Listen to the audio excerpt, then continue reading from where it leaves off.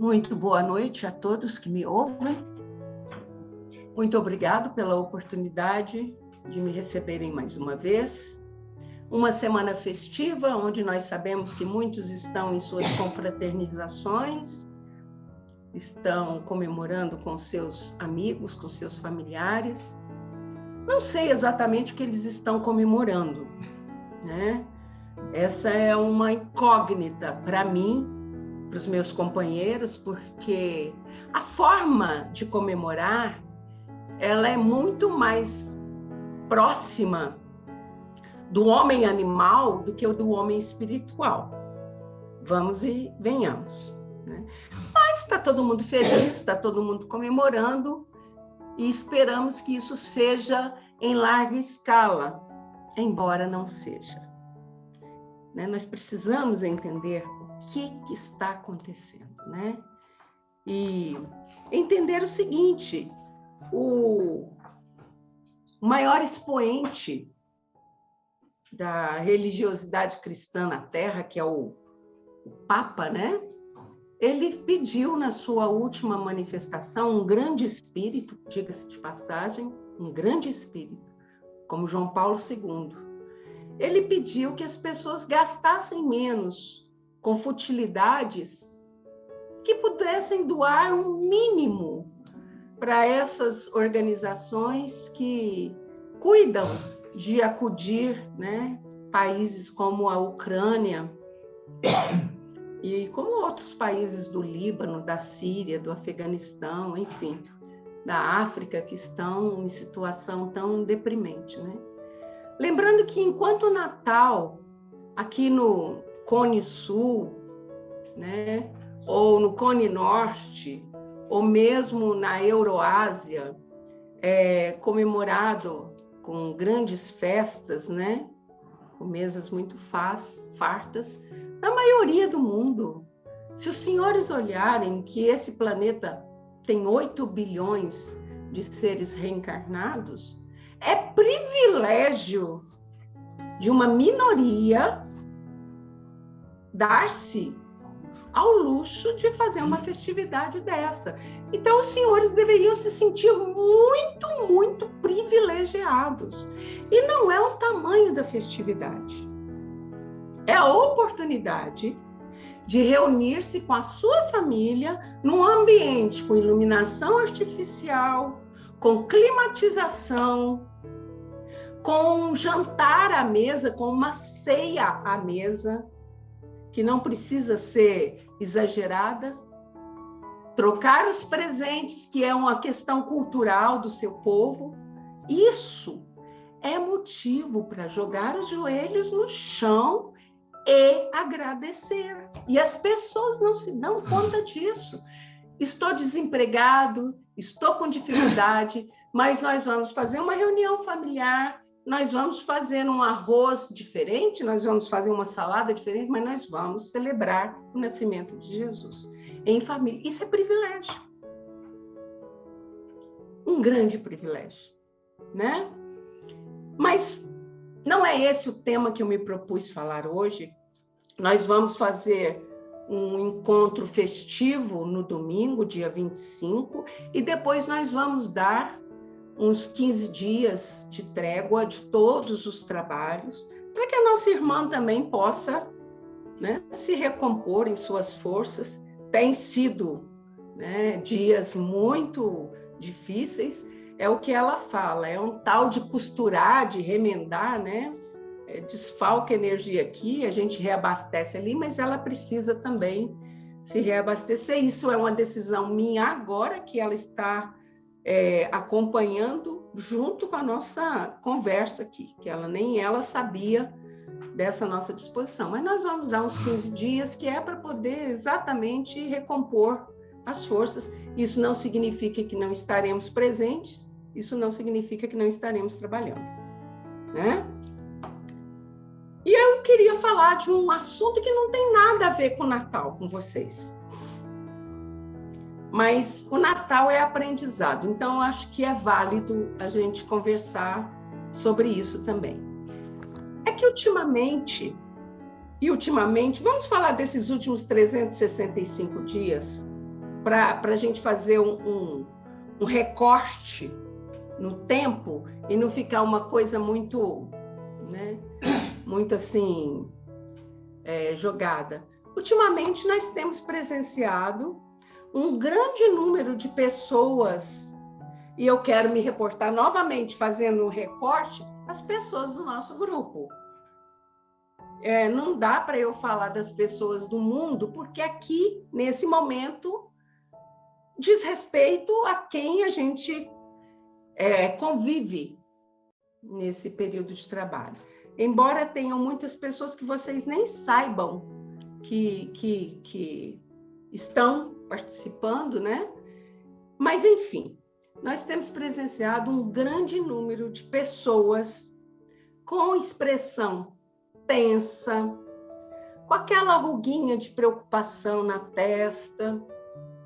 Quando não, aquela faces, né? Aquela faces aborrecida, carrancuda, angustiada. Né?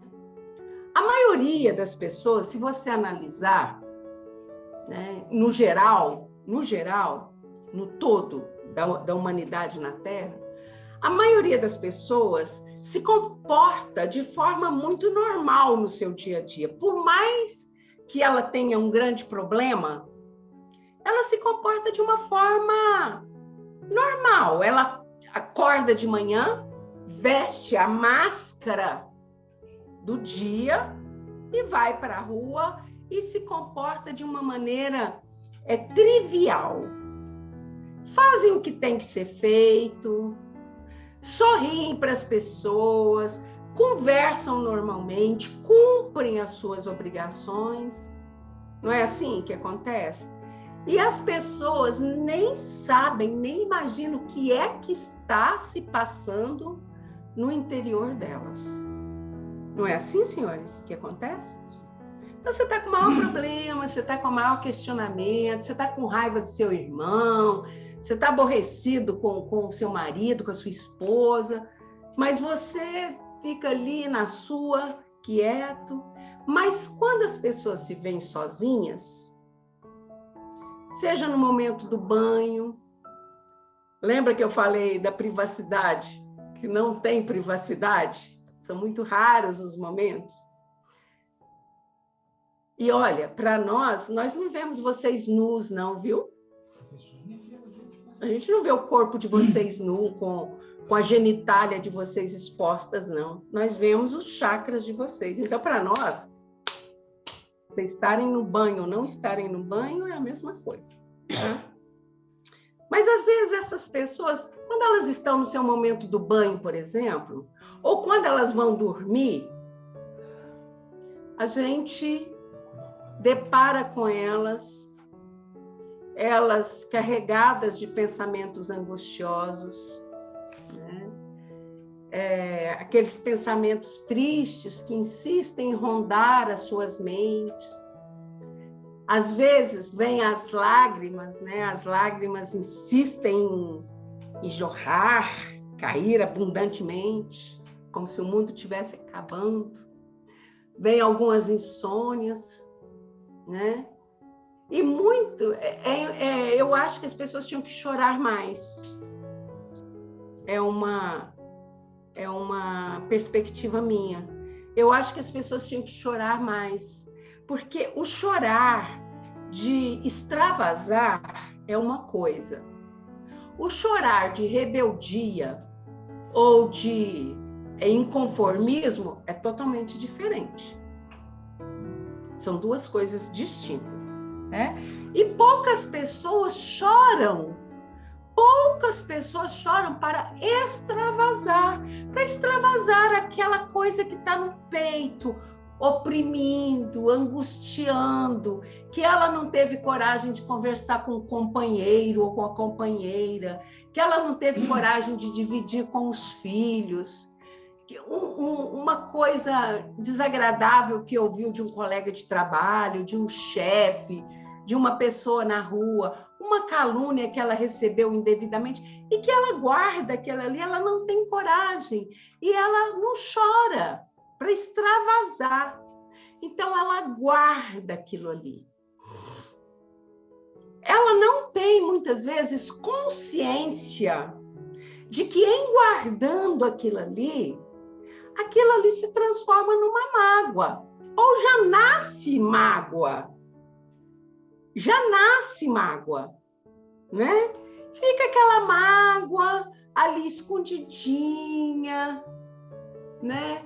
Que a pessoa nem tem consciência de que aquilo existe, porque essa mágoa vai para um canto da sua mente, uma gavetinha, um arquivo que se chama dores ocultas, que está lá no fundo do seu inconsciente. Dores ocultas. Então, tudo que te feriu, tudo que você provocou e que você não queria ter provocado, sabe? Essas lembranças que a gente não quer ter, tudo vai para essa gavetinha. E fica lá, escondido de você. Escondido de você. Né?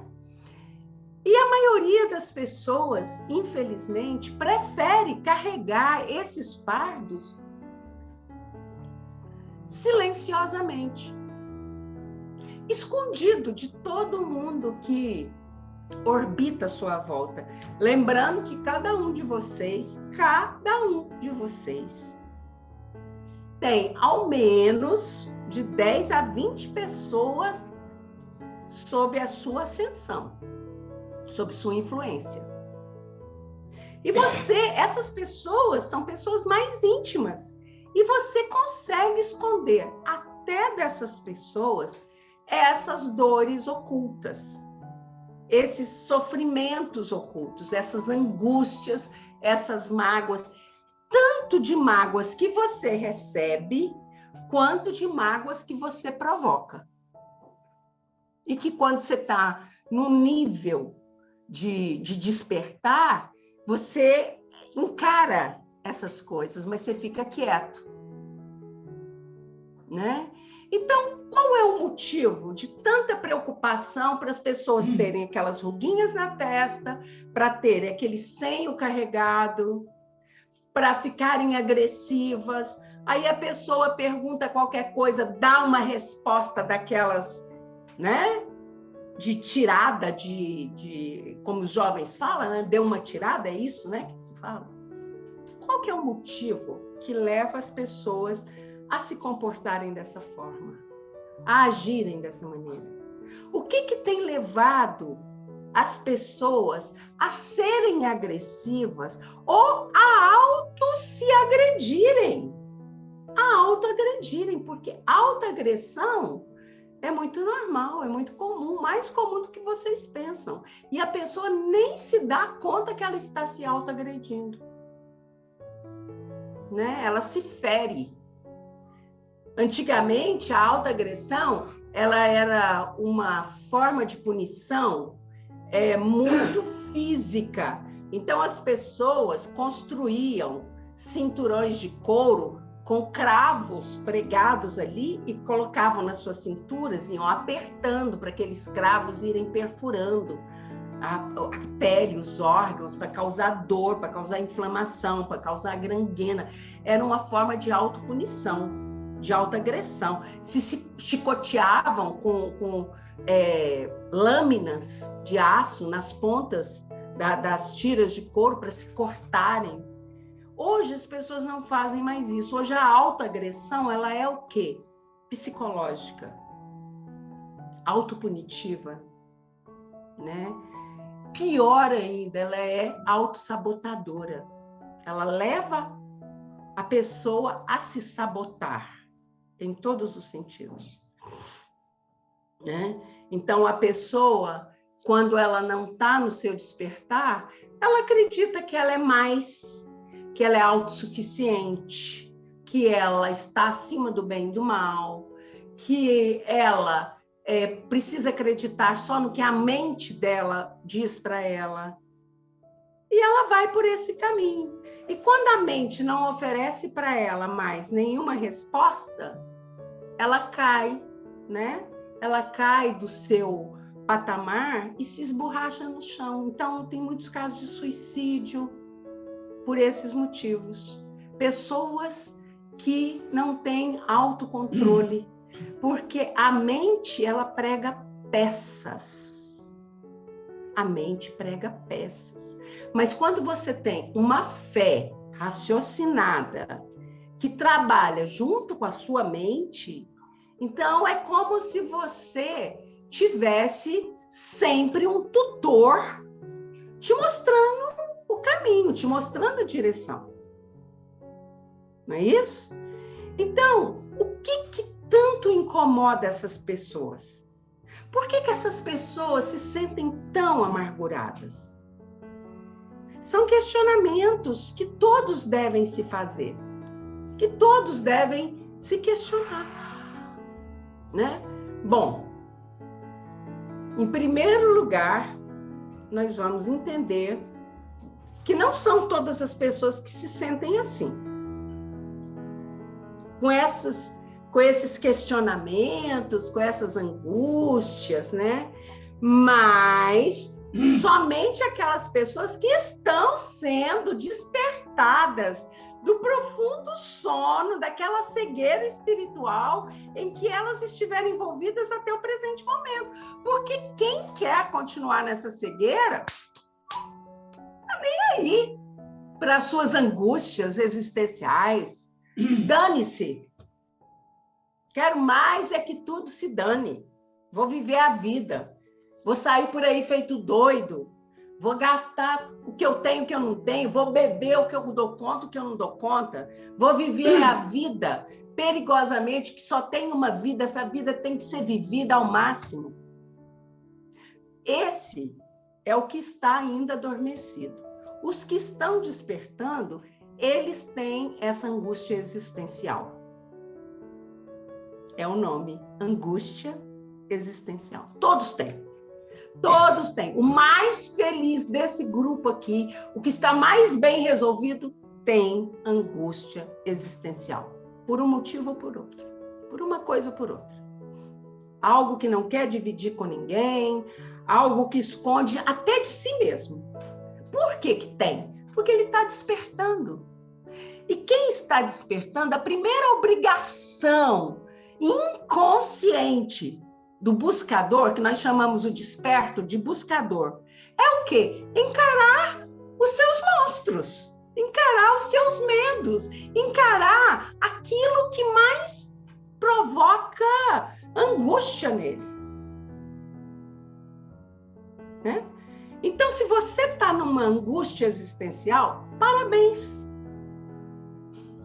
Parabéns para você, porque você está num processo de acordar, de se manter fora da casinha, fora da caixinha.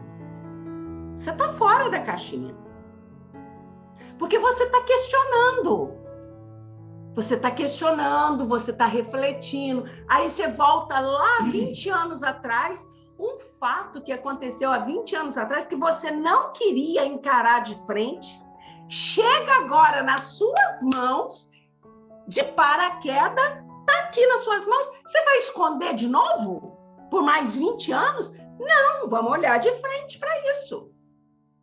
Vamos olhar. Vamos olhar para esse fato. Vamos encarar esse fato de frente. Não é, eu não posso resolver isso agora? Não é resolver. Você não vai resolver o mundo. Você vai resolver as suas crises existenciais. Os seus problemas, as suas angústias. Né? Esse em primeiro lugar. E em segundo lugar, as causas dessas angústias, dessas tristezas, desse desconforto interno, não tem nada a ver com os problemas cotidianos, a que todo ser humano se vê imerso na sua vida material.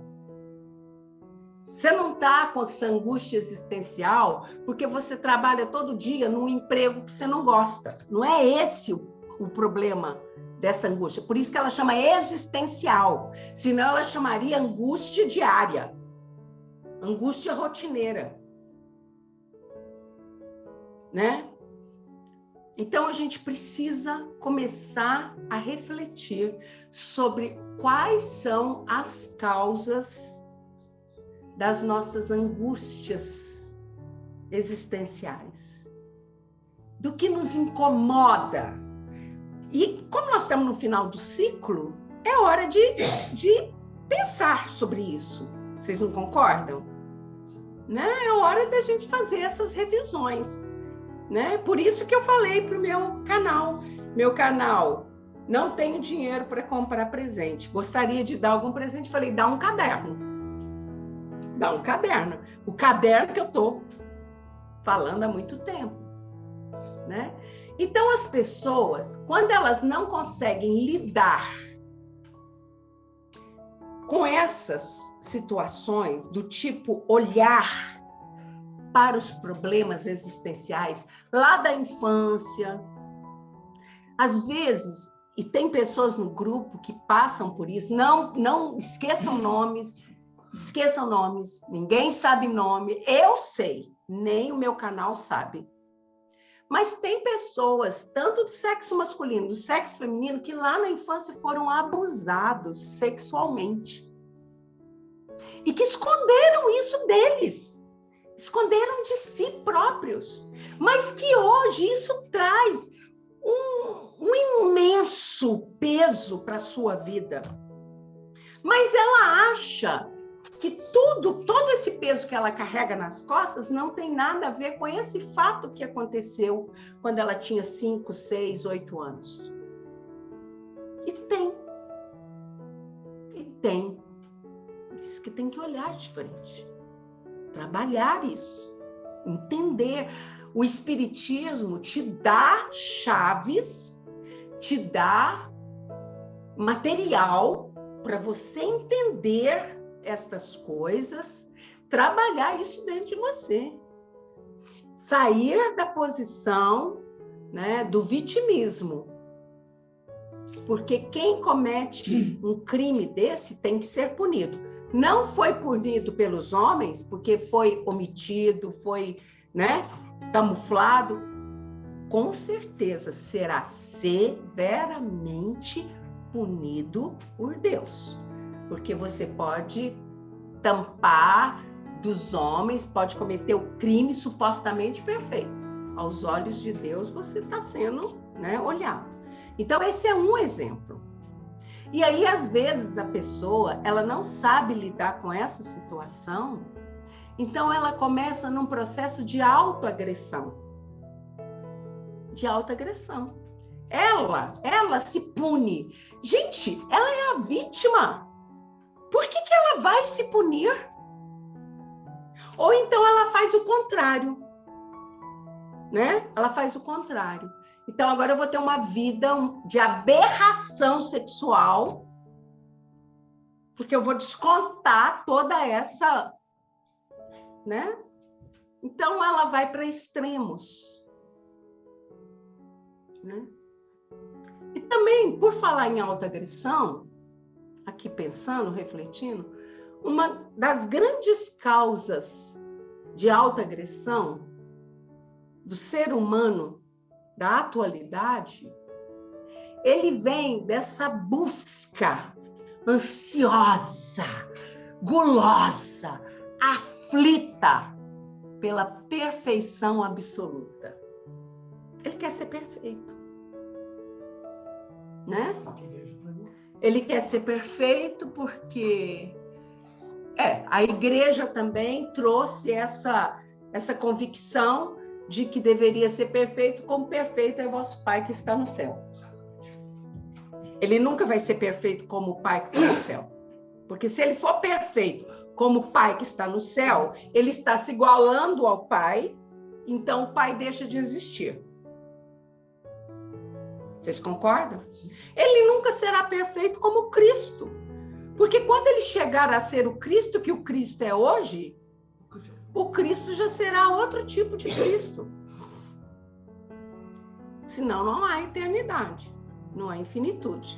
Mas o homem sofre nessa busca da perfeição absoluta, porque a igreja criou essa cultura essa falsa cultura. Lembra da caverna de Platão? A igreja criou essa caverna de Platão, em que a imagem que passa na caverna, a sombra projetada pelo fogo, né, no refletor, é a de perfeição. Você tem que ser perfeito, você não pode pecar. E aí, nessa palavra, essa maldita palavra pecar, entra todos os tipos de erros. E nem todos os tipos de erros são pecados. Vocês estão entendendo o que eu estou falando? Nem todos os tipos de erros são pecados.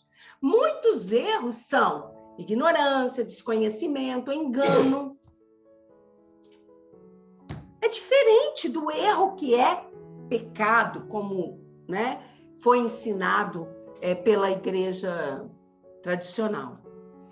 Então, as pessoas, elas olham para si e elas acham que elas deveriam ser deuses ou deusas de um momento para outro. Os deuses gregos do Olimpo, não os deuses gregos do Hades. Não são os titãs, não são os monstros, o cão de 7 cabeças, a medusa, não. Os deuses do Olimpo, né? Atena, Minerva, Apolo, Zeus. Então, acha que tem que ser deuses de um momento para o outro. E essa busca inconsciente, né, pela perfeição absoluta, causa, porque isso é provocado pelo quê? Essa modernidade, né?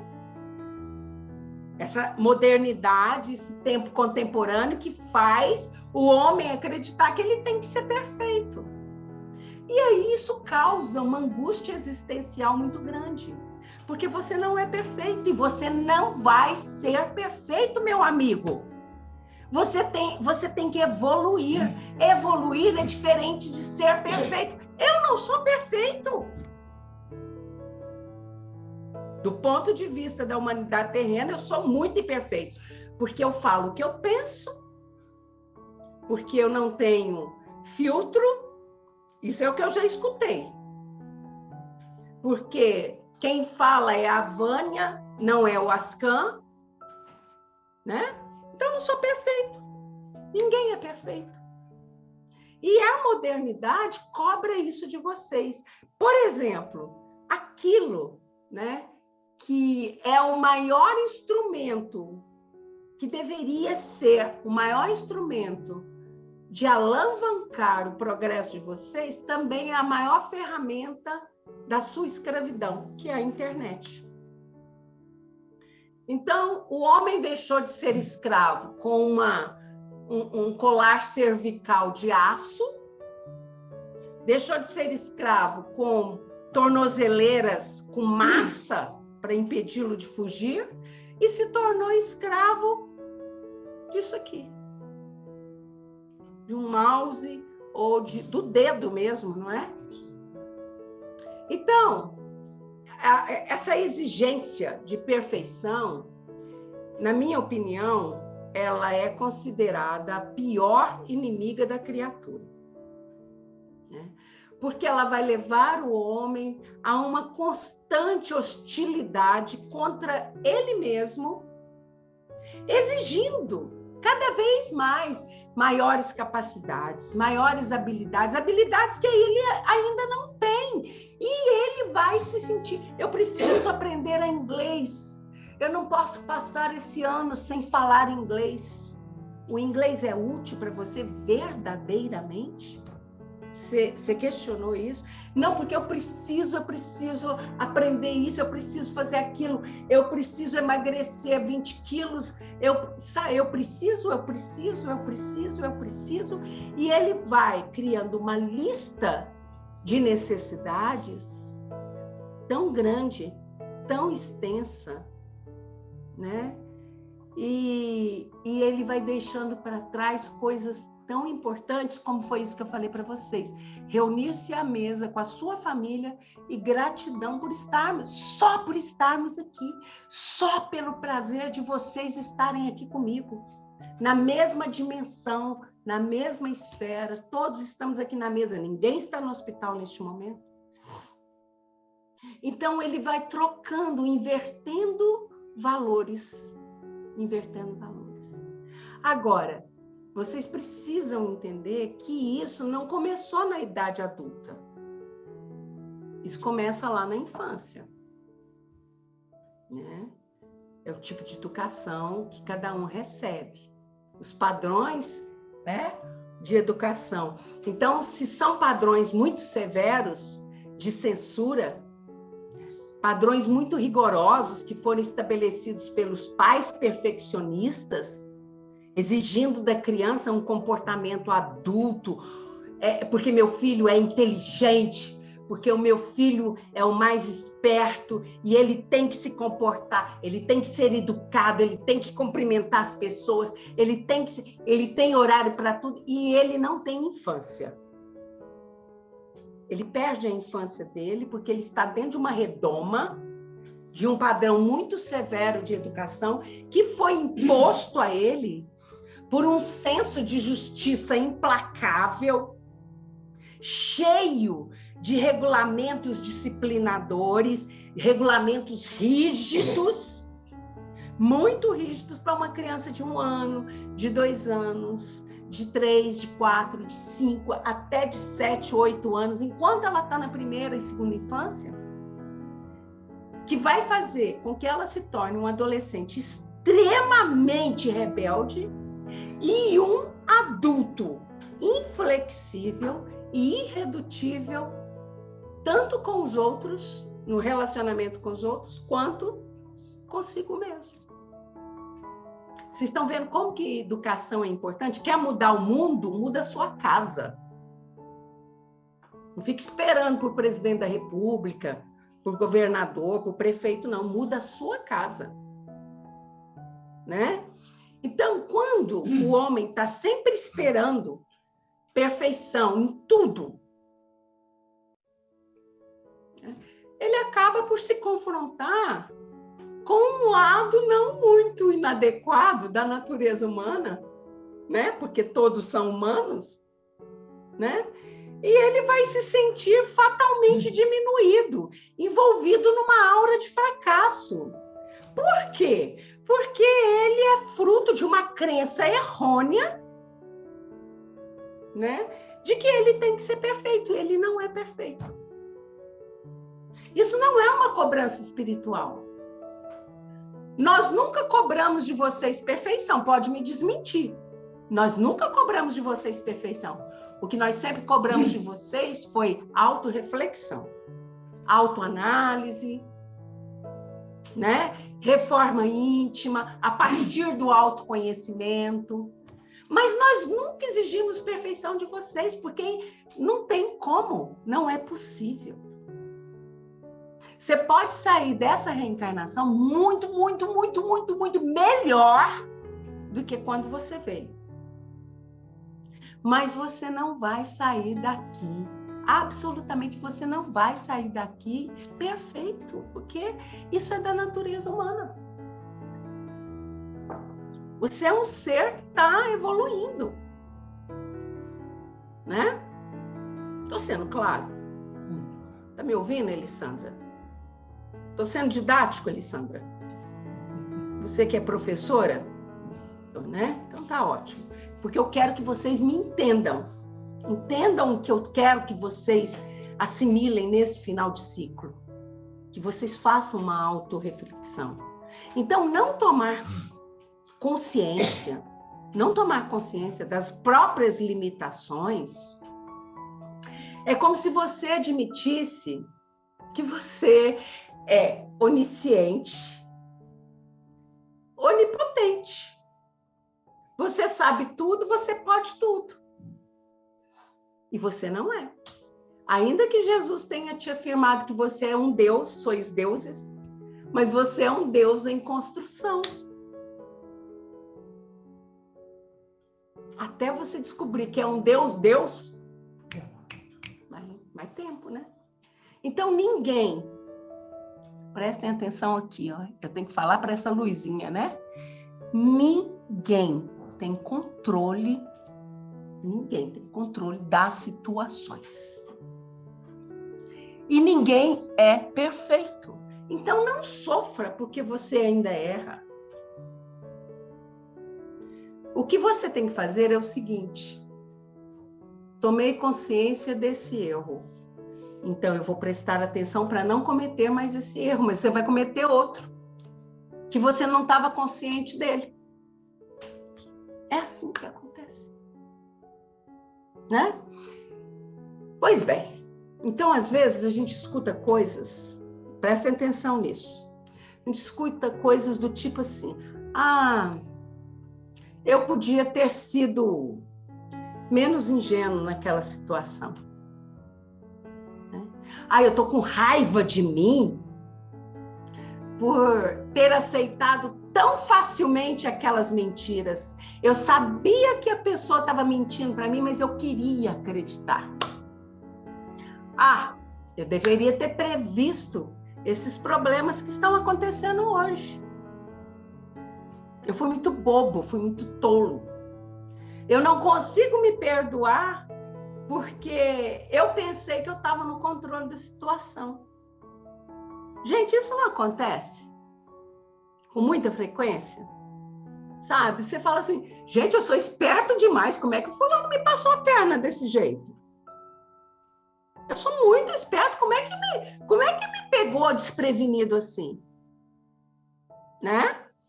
São maneiras de expressar a culpa, né? A autoculpa, e principalmente o não perdão.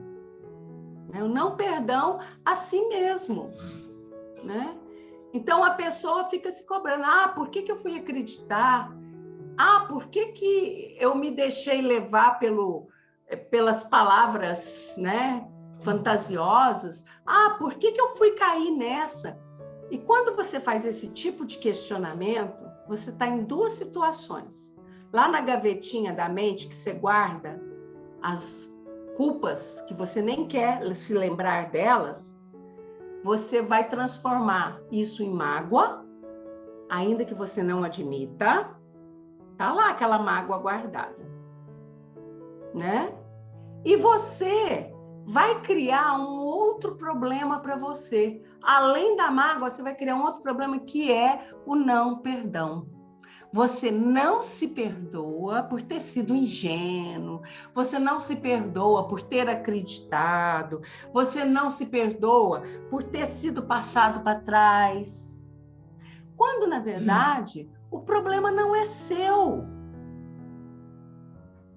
É aquela história do escorpião que a menina Ádila gosta de contar, que até o menino Tarcísio já conhece de cor.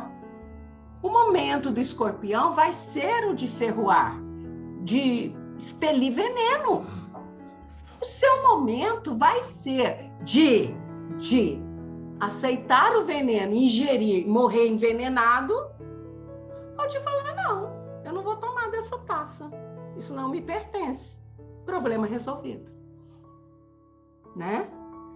Porque você que vai decidir se você vai aceitar ou não aquilo que está sendo jogado para você. Se a pessoa agiu de má fé com você, o problema é seu. Olha o que acontece com a mulher que é vítima de violência sexual, de abuso sexual e tudo mais. Ela se culpa.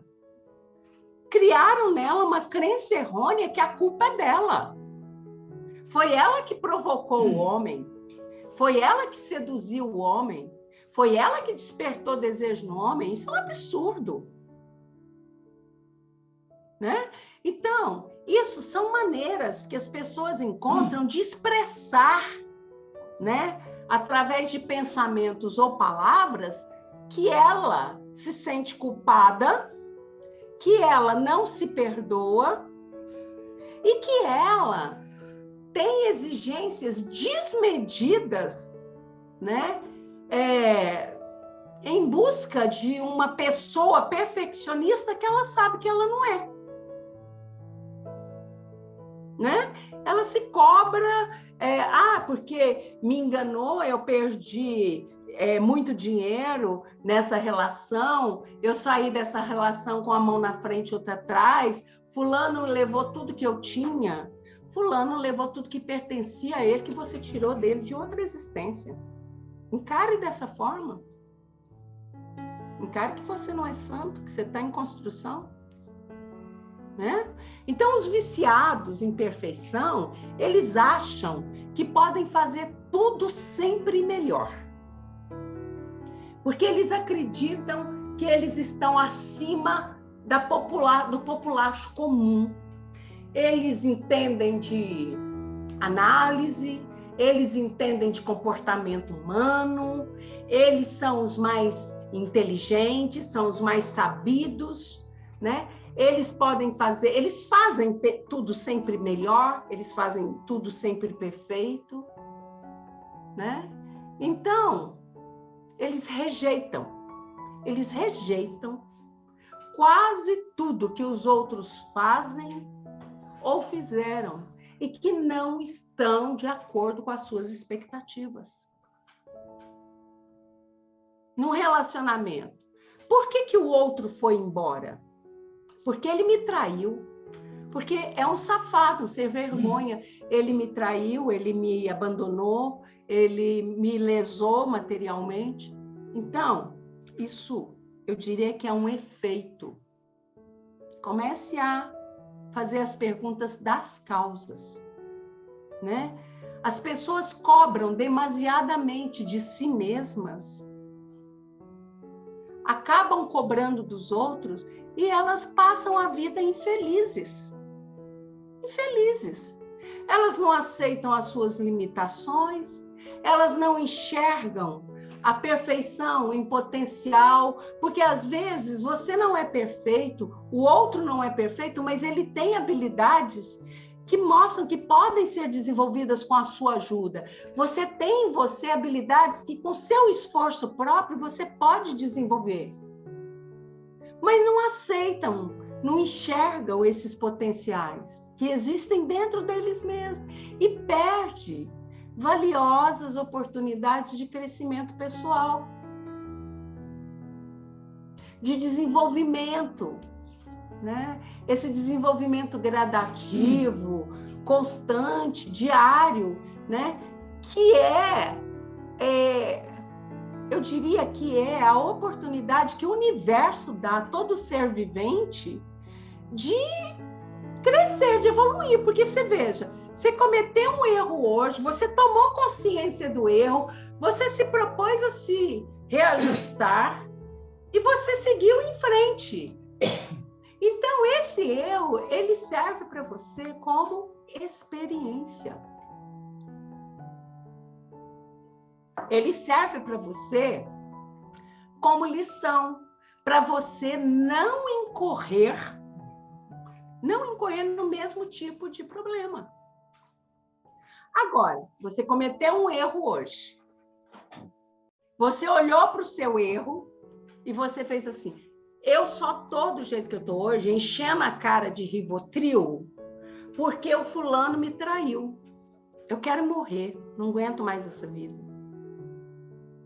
E aí você cai na depressão profunda, né? Entra no vitimismo, né? E aí você não tirou nenhuma lição do seu erro, você não se reajustou com o universo e você parou no tempo e no espaço. Criou um casulo, né? Criou um casulo ali em torno do erro e ficou orbitando em torno dele. Parou. Você parou no tempo. Lembra lá dos corpos ovoides? Né? Você fica ali, monodeísta, orbitando em torno daquele, não faz nada de produtivo, fica girando ideias de vingança, de desaforo, de ver aquela pessoa cair para você se sentir por cima. Tá errado. Tá errado. Sentir prazer na desestabilização do outro, né? Então, a desestima, a falta de estima a si próprio, nasce quando a pessoa não se aceita como ela é. com as suas dificuldades, com as suas limitações, com os seus erros. Ela não se aceita. Então, surge aí a desestima, a falta de estima, de autoestima, né? Então, prestem atenção, somente a autoaceitação de quem você é, com as suas dificuldades, com seus esforços, é que vai te levar a sentir uma plena segurança frente aos fatos, às ocorrências do seu cotidiano, do seu dia a dia. Ainda que as pessoas à sua volta não aceitem ou não entendam as suas melhores intenções, tudo bem. Olha só, nem todo mundo tem bom gosto, né? De gostar de você como você é. Dê às pessoas o direito delas serem como elas são. E se elas não te aceitarem, tudo bem. O problema não é seu.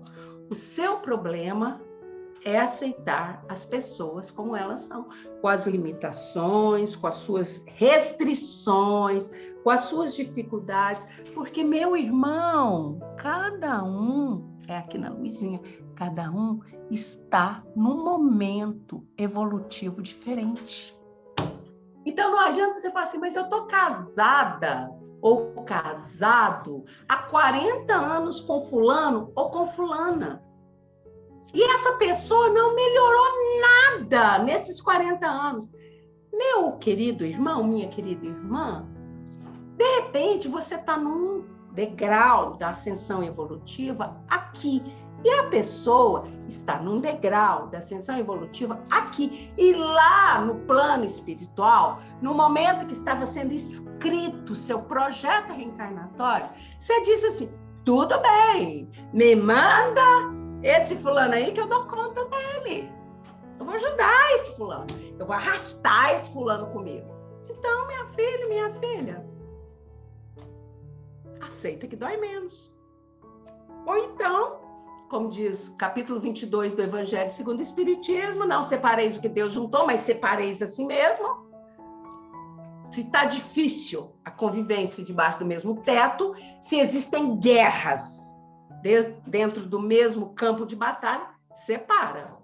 E espera mais uns 2 milênios para poder juntar de novo. Melhor que separe do que ficar guerreando. Levantar sangue e tudo mais. Né? Então, a primeira coisa é se aceitar como você é e aceitar o outro como ele é. Pronto. Sua melhor amiga. Fala uns troços, umas coisas. Você fala, não estou acreditando que eu estou ouvindo isso da fulana de tal, do fulano de tal. Olha para o lado bom dele. Olha para o potencial dele. Vocês imaginam aqui comigo. Quando Jesus se reuniu, né, com os 12 para a última ceia, ele já era o Cristo. É claro que ele sabia quem era cada um daqueles homens e mulheres, porque é mentira que só tinha homem lá, viu? Mentira das deslavadas. Maria, mãe de Jesus, estava lá, Maria de Magdala estava lá, Maria de Cleófas estava lá. É muito mentira. Também é uma pintura, né? Então, preste atenção.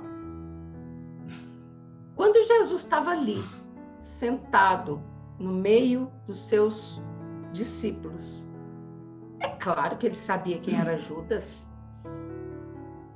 Ele podia... E, aliás, ele falou, né? Ele falou que ele seria traído naquela noite e tudo mais. Ele podia falar assim, Judas, por que você foi fazer uma palhaçada dessa comigo, rapaz? Eu te recebi, eu te acolhi, eu te ensinei tudo que eu sei. Você vai lá e me vende por 30 moedas de prata? Mas essa história, eu já comecei a contar ela para vocês, tem muito mais desdobramento, mas só simbolicamente. Ele sabia quem era Judas. Ele não olhava para quem Judas era naquele momento.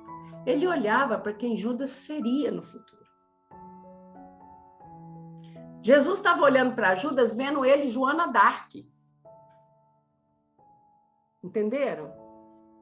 Né? Quando Jesus olhou para você, Leusa, olhou para você, Ribamar, olhou para você, Olenita, lá no passado, ele não viu quem vocês eram lá atrás, ele viu quem vocês seriam agora. Ele estava falando para vocês agora. Por isso que é importante vocês pegarem a essência da Bíblia, a essência, porque as palavras estão vindo para vocês agora. O Francisco Cândido Xavier, ele fez isso junto com Emmanuel. Ele pegou esse suprassumo das palavras de Jesus e trouxe para vocês. O Fonte Viva, o Pão Nosso, o Vinha de Luz, Caminho, Verdade e Vida. Os Evangelhos, né, de Emmanuel e tantas outras obras. Ele fez isso porque Jesus está falando agora. Então, toda postura, toda e qualquer postura que o homem assume na sua vida, né, se prende à maneira como ele olha o mundo, né, sob a perspectiva dele, como ele olha o mundo fora e como ele olha dentro dele, né? Porque às vezes ele olha o mundo fora com um olhar, com filtro azul, e o mundo não está azul, né? Mas quando ele olha para dentro, ele vê um mundo caótico, e aí ele entra em conflito, né?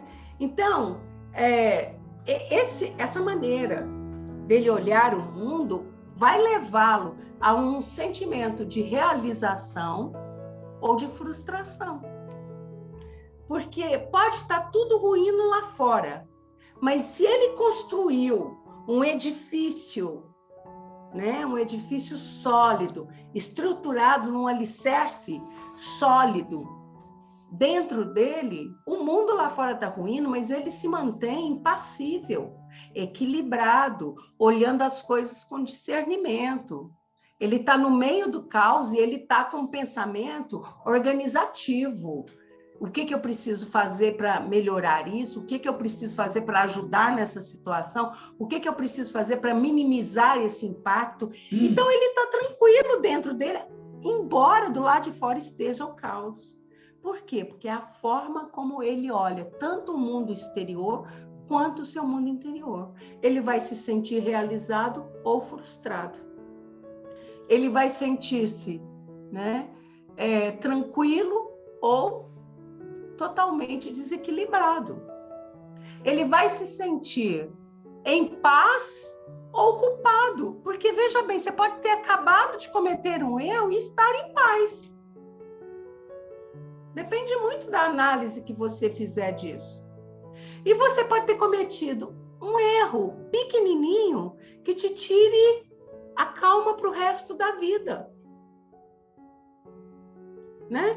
Então, você pode estar numa situação de paz ou de culpa, de perdão, tanto auto-perdão quanto perdão exterior, ou de quê? De punição, de ficar se punindo. Porque isso acontece muito, né? Eu traí o fulano, eu traí a fulana, então agora eu vou me punir o resto da vida. Por que você não constrói um relacionamento maduro a partir de agora? Um relacionamento, como que eu vou falar? Um relacionamento enriquecedor. Então, em vez de você ficar pegando a culpa e se acabando com ela, faça algo produtivo para você e para quem você magoou, para quem você feriu, né? Então, tudo isso vai acontecer, senhoras e senhores, de acordo com o seu código moral. De acordo com o código moral que foi modelado na intimidade do seu psiquismo. E não foi só pelos seus pais. Foi pelos seus pais, pelos seus professores, foi pelos seus companheiros ou companheiras, foi pelos seus filhos, e é por você mesmo, porque só agora, no final da reta, você está aprendendo a construir esse código moral na sua intimidade, baseado nas suas próprias impressões, nas suas próprias reflexões, sem influência do fulano ou do ciclano. Eu estou tirando as minhas conclusões, eu estou tirando as minhas próprias deduções e eu quero seguir nesse caminho. É opção minha, tá tudo certo. Então, cada um tem um julgador interno, né? Um juiz interno, né? Que foi formado, né? Sobre as bases dos seus conceitos, né? Acumulados, né? Passados de vida para vida. Porque a sua mente de hoje, nós já estudamos isso aqui, ela é um repositório de todas as suas mentes anteriores. De todas as suas personas anteriores, né? Então, essas vidas incontáveis, né? Então, você vai trazendo esses conceitos que vai passando de geração para geração, de encarnação para encarnação, e se um conceito errado foi aplicado lá atrás, ele chega aqui para você hoje de uma forma muito mais fortalecida, muito mais grandiosa. Por quê? Porque você não se preocupou em ver a origem desse conceito, de saber se ele é real, se ele é verdadeiro. Aquela história muito bacana que o meu canal trouxe um dia para vocês, dos macaquinhos com as bananas, né? Por que toda vez que eu vou pegar uma banana, se eu pegar uma banana, eu vou levar um balde de água fria? Por quê? E aí eu fico morrendo de fome, deixo de comer a banana porque eu tenho medo de uma água fria que nem existe mais, né? Então, esse juiz interno, ele é formado com base nisso, na educação que você recebeu, flexível, inflexível, severa ou liberal, dos seus pais, dos seus professores, dos seus companheiros, dos seus filhos e de todas as suas personalidades anteriores. Olha com o que você tem que lidar. É fácil? Não é fácil. Não é fácil de jeito nenhum. Até o médico da família influencia no seu modo de pensar, né? Porque aqueles que são mais suscetíveis de impressões, o médico fala alguma coisa, muda todo o contexto, todo tipo de atitude. Os líderes religiosos, né? Que conduzem as pessoas, autoridades políticas, não é? Então, toda expressão da sociedade acaba trazendo esse tipo de influência, e como você não se conhece, você não tem um controle sobre si mesmo, você fica à mercê de todas essas influenciações. Você vira o quê? Um fantoche. Né? Então, quem é esse juiz interior? É o seu ego. Seu ego é esse julgador interior, né? E nem sempre esse ego, ele condiz com a realidade. Por que ele não condiz com a realidade? Porque sempre o seu ego, ele vai querer mais, mais e mais. Ele vai querer a satisfação de si mesmo. Então, como que começam as compulsões, né? Você satisfez o seu julgador interior, que disse assim para você: olha, você está frustrado por causa de uma culpa que você escondeu lá na gavetinha do seu inconsciente. Então, vamos fazer o seguinte, isso é o seu ego falando com você. Vamos fazer o seguinte, para você se sentir melhor, vamos lá no shopping, vamos fazer uma compra, vamos comprar uma roupa nova, um sapato novo, só que você não pode. Financeiramente, você não pode. Mas você cede ao seu ego, ao seu julgador interior. Para quê? Para compensar um distúrbio emocional causado por uma culpa que você não sabe lidar com ela.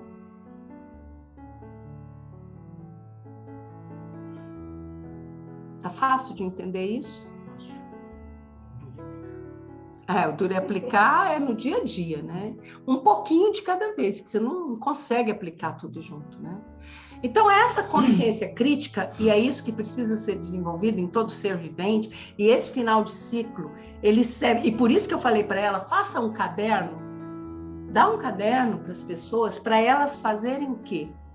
Uma reflexão crítica, essa consciência crítica, de julgar a si mesmo, de catalogar os seus feitos, de aprovar o que precisa ser aprovado e de autocensurar aquilo que precisa ser autocensurado.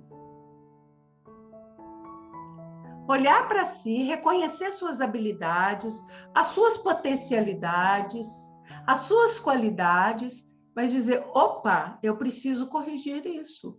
Eu falo demais, eu não guardo segredo, eu gosto de falar da vida do outro. Coisas desse dia, eu gasto demais, eu gasto sem poder, eu bebo demais, eu não consigo ser fiel ao meu companheiro, à minha companheira, a carne é fraca, não é nada fraca, fraca é sua cabeça. Né? Então, fazer esse auto-julgamento, essa autocrítica, né? Aprovar o que precisa ser aprovado, reprovar o que precisa ser reprovado, mas não é ficar na reprovação, é trabalhar isso todos os dias, que nem o nosso companheiro Euler aqui está falando, um pouco de cada vez, porque você não vai conseguir fazer isso tudo. Por isso que o ano tem 365 dias. Pega um dia para cada defeito, porque você tem mais de 1000. Né? Mas um ano que vem, no outro ano, você continua. Não tem pressa. Né? Então, isso vai levar a criatura, né, a agir, né, de uma forma madura, de uma forma consciente. Ele, em vez de se autopunir, de se autossabotar, ele vai fazer o quê? Ele vai se corrigir e vai seguir em frente. Errou com a Elissandra. Elissandra, olha, pisei na bola com você, me desculpa. Eu fiz uma autorreflexão, eu vi que realmente eu não podia ter agido dessa forma, vou procurar me resguardar. A Elissandra fala assim, danou-se, porque eu não vou te desculpar, não.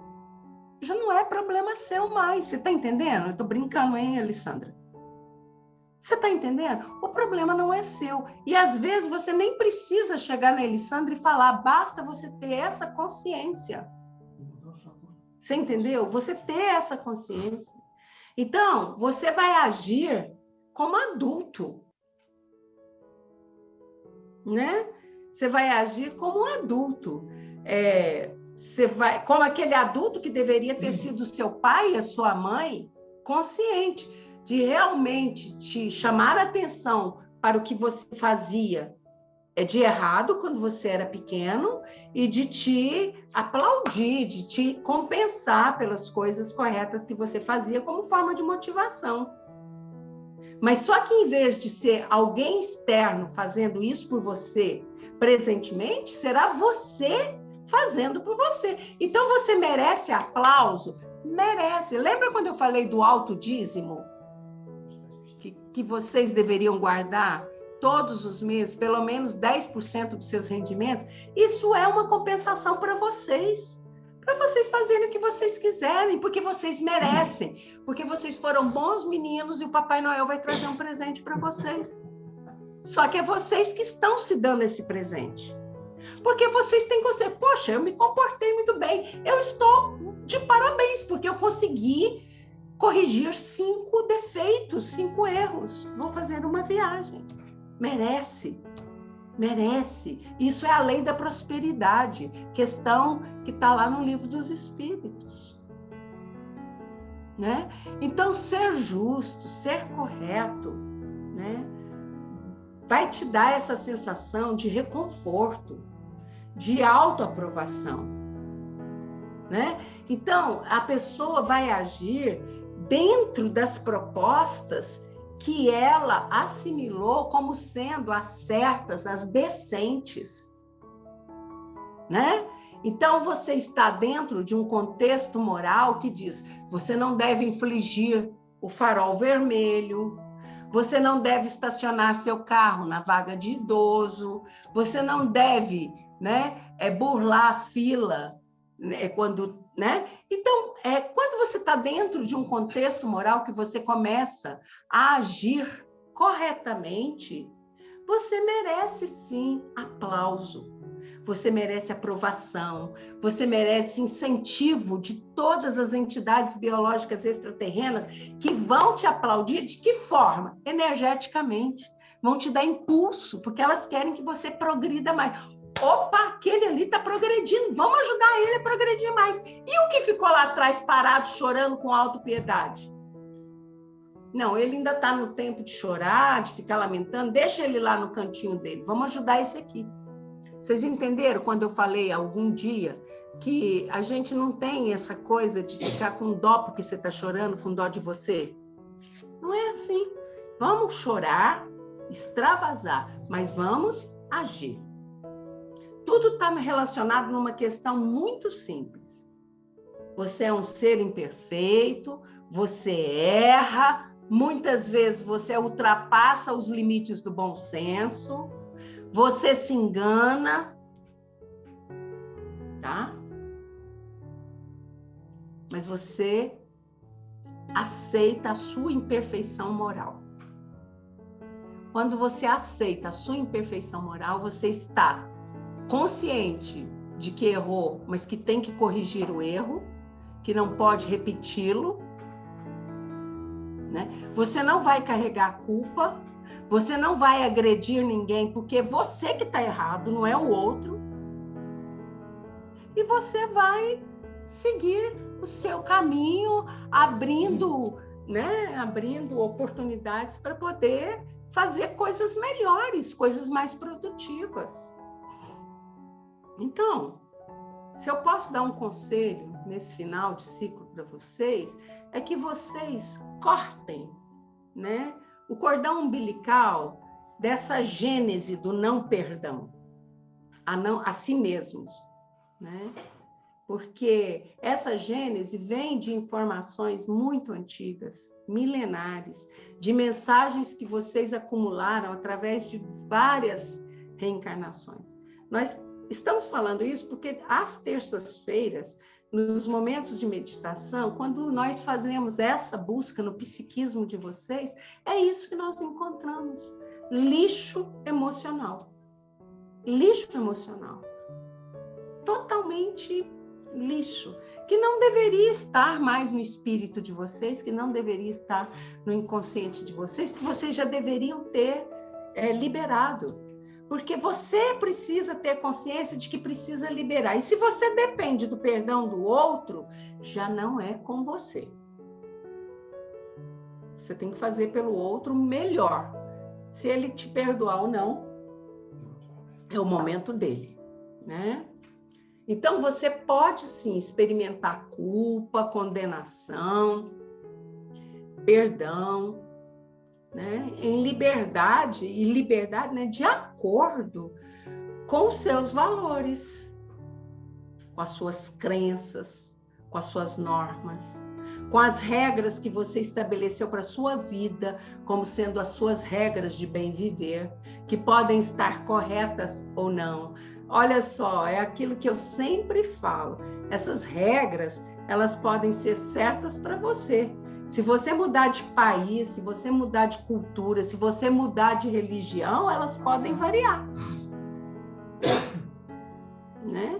Então, você tem que ter como base o quê? Padrão moral. Esse tem que ser a sua base. Né?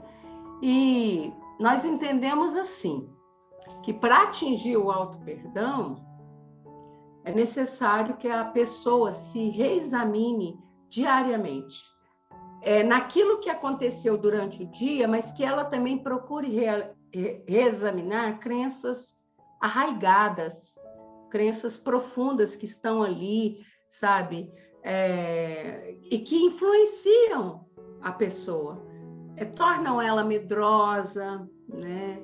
Torna ela insegura, tá? Torna ela com altos julgamentos que não são verdadeiros, né?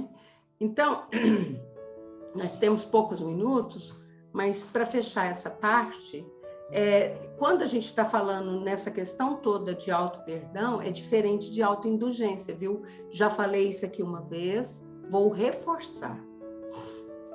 A auto-indulgência, ela está relacionada a um tipo de imperfeição moral. A auto-indulgência também é uma imperfeição moral, tá?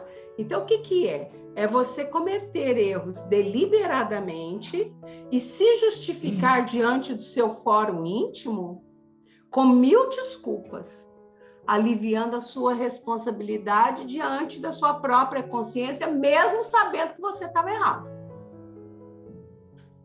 Tá certo? Por exemplo, vou dar um exemplo. Aquela criatura que trabalha com dinheiro alheio, né? Trabalha com dinheiro alheio. O seu empregador é o dono de uma fortuna incomensurável. Aí, esse funcionário, essa pessoa, ela começa a abstrair pequeninas quantidades, que perto da fortuna para quem ela trabalha não faz a menor diferença. Ela abstrai pequenas quantidades. E ela, então, a auto-indulgência, então, faz com que ela se justifique da seguinte forma: ele me paga muito pouco.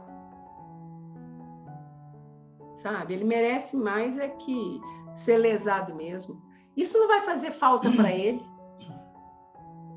Ele só tem essa fortuna porque ele roubou, e ladrão que... Isso é autoindulgência, né? Então, a autoindulgência, ela é tão errada quanto o próprio erro da pessoa. Não é isso, Eleusa? Você já me avisou, Eleusa, do meu tempo?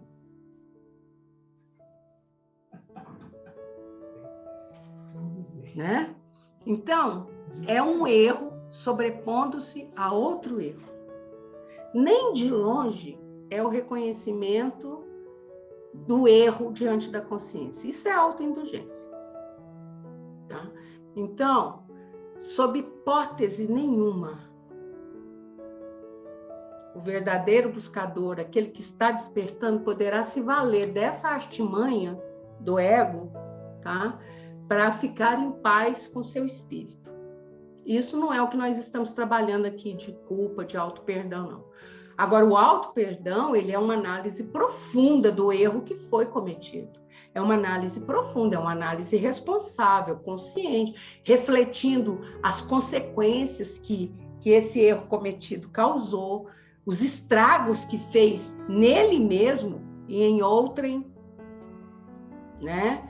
E o desejo consciente de falar, poxa, eu não devia ter feito isso, mas fiz, então vou consertar, não vou cometer isso mais. Isso é o auto-perdão, é uma diferença bem distinta.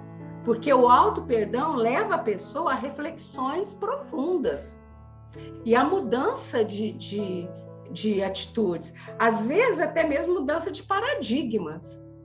O que é a mudança de paradigma, né? Aquilo que para ele é o hábito, o habitual, que é o normal, ele muda. E vai trazer aqueles sentimentos descritos por nós no começo da nossa fala hoje, né? Sentimentos angustiosos, aquelas reflexões angustiosas que nós falamos, que ele fala assim, poxa, eu errei, eu cometi um deslize, estou chateado com isso, mas não adianta você carregar isso, você tem que resolver isso, olhar de frente para isso, reconhecer, trabalhar. Não é fácil, por quê? Porque você tem que enfrentar um juiz interno que se chama ego. O seu juiz interno não quer que você, entre aspas, se humilhe. O seu juiz interno não quer que você curve a cabeça, reconheça que errou. Ele não quer. Então, é difícil. É um caminho estreito, apertado, né? Então, você tem que olhar para isso, se reconhecer, assumir, não ficar choramingando pelos cantos, chateado porque não está acontecendo isso, porque não está acontecendo aquilo, porque eu queria que fosse assim, porque eu queria que fosse assado, porque eu sou a última gota de água no deserto do Saara. Por que só acontece isso comigo? Porque não. Tá? O indivíduo tem que se lembrar de que ele é um ser em construção, um ser que está se fazendo no dia a dia e que está aqui hoje, tá?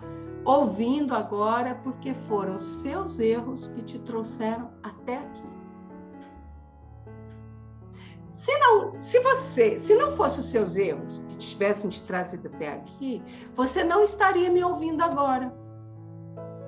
Você só está aqui porque você errou muito, porque você está olhando para os seus erros e se dispôs a me ouvir para ajudar você a corrigir esses erros. Porque senão você estaria lá nos mundos celestiais, sem erros. Que coisa boa, né? Vocês me dão mais 5 minutos? De nossa parte, mais ou menos. Posso? Você me avisa então, Eleusa. Então, eu preciso falar isso para fechar esse ciclo. Desse mundo perfeito que vocês acreditam que existe fora de vocês e que está desenhado pelas redes sociais. Tá? Então, as suas reações, elas não vão acontecer frente, né, aos estímulos que vocês vai receber do mundo exterior. As suas reações têm que acontecer dos estímulos que vêm de dentro para fora. Tá? Em como você percebe, em como você elabora um julgamento, tá? Internamente, sobre os estímulos e acontecimentos que vêm de fora.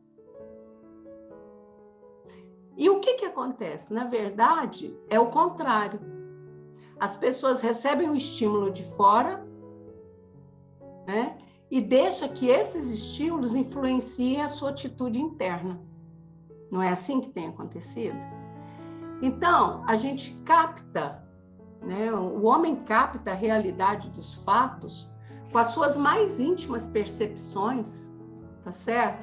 Desencadeando, consequentemente, né, as suas emoções, né, que vai ser a base da sua conduta, das suas reações, dos seus comportamentos no futuro. Não é assim? Então, a sua forma de avaliar, de reagir frente aos atos e às suas atitudes em relação a você mesmo e aos outros, né, fazendo aquele conceito de que é bom, de que é mal, de que é belo, de que é feio, etc. e tal, aquela dualidade, né? Ela é determinada por um processo, um sistema de autocensura, tá certo? Que está estruturado nos níveis da sua consciência. Isso tudo a gente já viu aqui nos nossos estudos, que está estruturado lá. Então, toda e qualquer postura que você assume na vida vai se prender, tá, à maneira como você olha o mundo lá fora e como você transforma esse olhar dentro de você, podendo te levar a sensações íntimas de realização ou de frustração, de contentamento ou de culpa, de perdão ou de punição.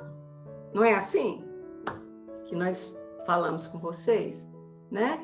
Então, qual é o mundo que se apresenta hoje para o ser vivente? Vocês veem nas redes sociais qualquer coisa das guerras? Vocês veem? Vocês sabem quantos vulcões estão em erupção hoje? Vocês sabem que teve um terremoto na escala de 5 próximo ao Texas, próximo ao Califórnia, nessa semana? As redes sociais mostram isso para vocês? Não, né? O que a rede social mostra para vocês? Elas só mostram praias paradisíacas.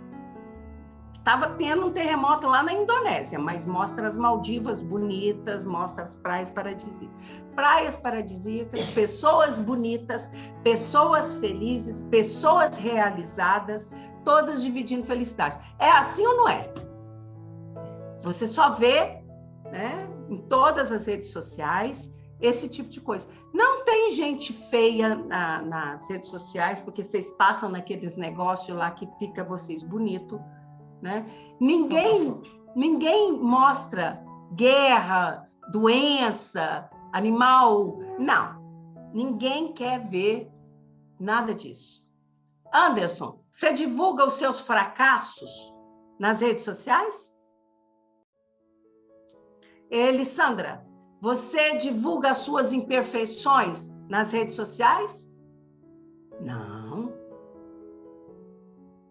A gente não vê esse tipo de coisa.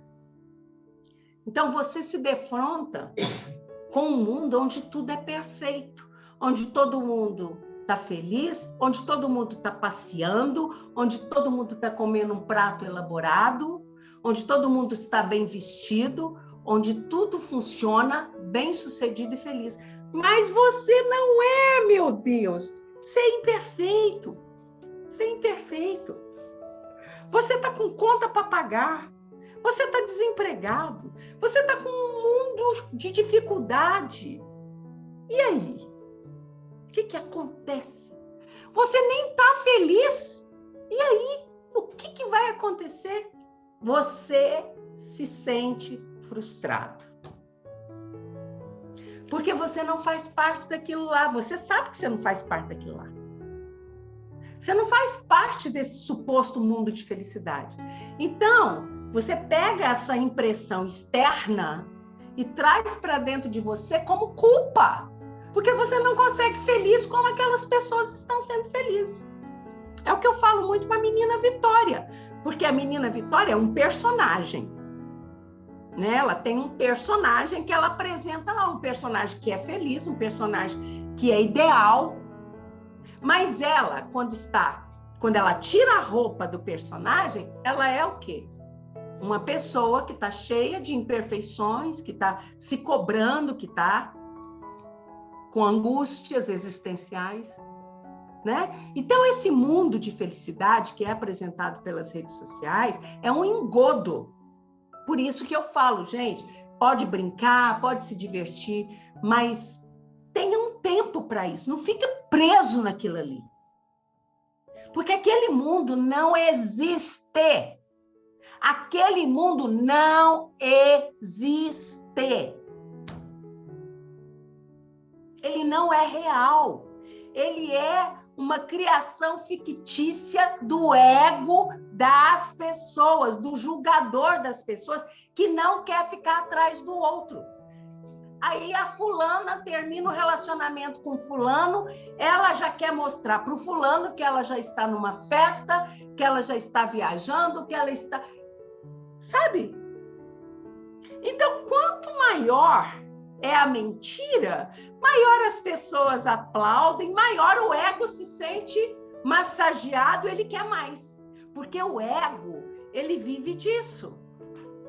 Aí ele quer mais, ele quer mais, ele quer mais. E ele vai aumentando o seu nível de exigência. E quanto mais você atende às exigências desse mundo irreal, maior fica o seu buraco interior, a sua frustração. Então, chega a ser doloroso. Chega a ser doloroso. Chega a ser desumano. Porque as meninas que não têm uma formação consciente, que não tem um pai e uma mãe que guiam, os jovens que não têm um equilíbrio familiar, eles se jogam num mundo errado para poder atender essas demandas fictícias. Então, você está aí se esforçando para fazer tudo certo, para poder despertar, para poder se autoanalisar, analisar suas culpas, os seus erros, para não ser refém do julgamento, né? Aí, quando você entra na rede social, você fica acabado. Você fica frustrado, porque você fala assim, Eu nunca vou alcançar isso, eu nunca vou conseguir atender isso que esperam de mim. Mas, meu irmão, você é um ser inteligente, você tem livre-arbítrio, você é capaz de fazer as suas próprias escolhas. Faça escolhas certas. Não se ocupe com opiniões. Não se ocupe com o que está acontecendo nesse mundo errado, porque esse mundo errado é a caverna de Platão. Você já saiu, você já pôs a cabeça para fora da caverna de Platão. Você já viu que tem sol lá fora, que tem vida lá fora. Você não precisa mais ficar nessa prisão. Você não precisa, como disse o Eusébio, criar uma gaiola de ouro e se auto-engaiolar. Você tem asas. Voe. Voe. Essa é a mensagem que nós trouxemos para vocês nessa noite. A mensagem de liberdade. De liberdade. De voar, de fazer as suas escolhas acertadamente, de crescer, de aprender, de fazer diferente, de se dar uma oportunidade. Essa é a mensagem que nós trazemos para vocês. É isso que a gente deseja para vocês, para este novo ciclo. Né? Eu não devo ter sido muito simpático, porque todo disciplinador, todo educador nem sempre é muito simpático, porque ele precisa educar, ele precisa colocar no trilho, não é? Então, às vezes, ele não é simpático, né? Mas a minha função aqui não é de ser simpático, não. É de ser real, é de ser verdadeiro.